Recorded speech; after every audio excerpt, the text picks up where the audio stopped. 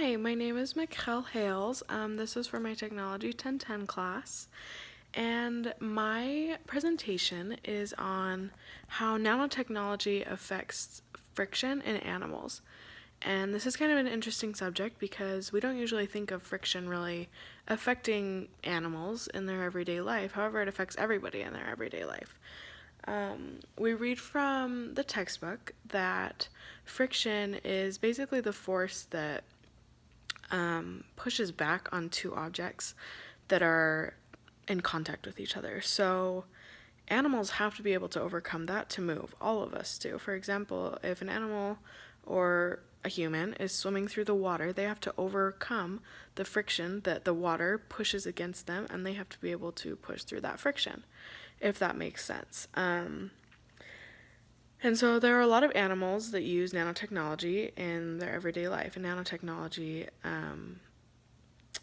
is an essential part of life, honestly, but yet it's so small we don't really think about it a lot. One of the animals that I thought was really interesting and how they use nanotechnology was actually a snake. Snakes have an especially difficult war with friction in how they live because they don't have any arms or legs. So at all times, at least half of their body, like the underside of their body, is up against something because they can't lift themselves up off the ground or whatever they're climbing on to be able to reduce that friction. So they have to have a specific way to overcome that friction and be able to move quick enough to overcome predators or to get food or whatever. So as I did some research, I discovered that snakes actually have little hairs on the underside of their body, like nanoscale hairs, so small. And they're actually raised up about 200 nanometers from the skin. So their entire underbelly is covered in these tiny little hairs raised up just slightly off of their body to allow for their body like a smooth glide.